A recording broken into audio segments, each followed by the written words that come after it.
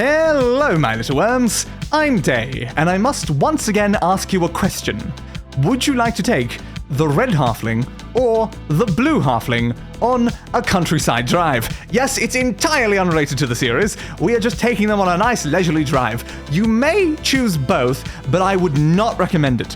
While individually they are fine, they make terrible collective company. I wouldn't recommend it, so just pick one. It doesn't really matter which. But anyway, welcome to the second episode of the Simulation Campaign. Because all the world's a stage and we are but its players, and that stage is apparently a simulation, and the level we are tackling today is row. Row, row your boat gently down the stream, merrily, merrily, merrily, merrily, life is but a dream. But is it my life? Is it your life? Is it all of our collective lives are just a dream of some greater entity? Named Azathoth, if you believe like the Cthulhu's like sort of mythos. But anyway, that's what's going down here. And our opponents for today are a whole line of halflings, the strongest unit in the game, obviously. Then behind that, we have a bunch of samurai who are going to deflect like any range shot we fire towards them. And then behind that, as if like it already wasn't bad enough with those other two units, we have a line of musketeers.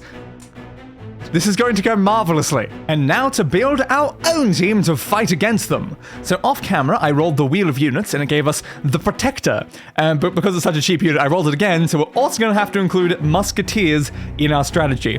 But luckily, these two units are not too big of a deal to get in the way of what I had already planned.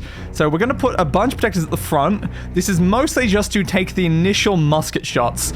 I don't really know exactly how many you want. Maybe 12 is probably a good amount.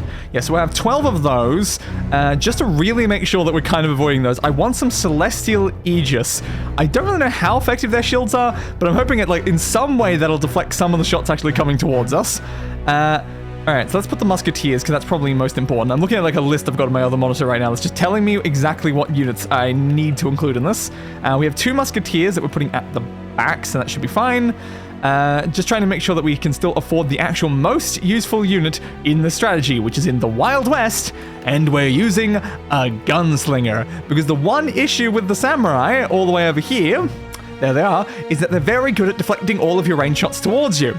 But I don't think they're great at deflecting shots that come from above them from a gunslinger. So the gunslinger really is exactly what we need here. Obviously, come on. Let's have 2 of those. It's not exactly what I have written in my notes for a potential strategy, but I mean, why not have 2 of those?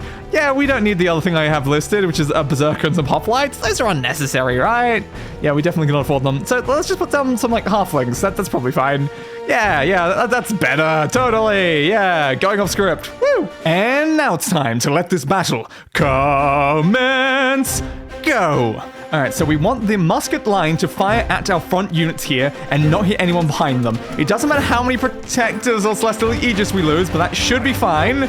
Now, so long as they can take these guys out with the shots from above. Yes, while our Protectors were distracting it. Now it's just the musket line. So long as they don't take out every single person there, we should hopefully have a chance. We lost our entire front line. Oh, there is still 1 more Protector and 1 halfling there. Ooh, we might be screwed if the gunslinger goes down, though. It all comes down to, can he get close enough? He can get close enough, but he's down. Uh-oh. It's 1 musket versus 1 musket. Jesus Christ. Okay, you're firing first. And you hit him.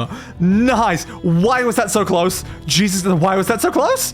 1 musket versus 1 musket. That's like a 50-50 shot of people. I'm just glad that my musket fired first. But if he missed, if that dude right there had missed, oh God.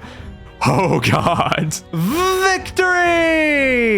In the end, everything technically went exactly according to plan. Well, up until that last gunslinger moment where he died right as he was making like the final shots to get rid of the last bloody musket there.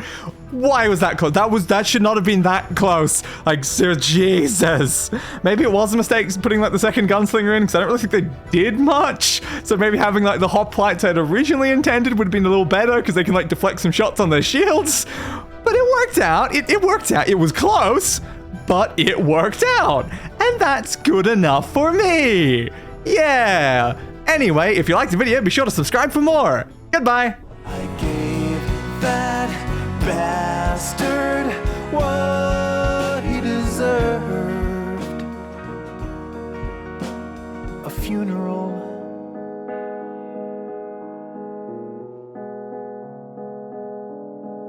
fit for a king.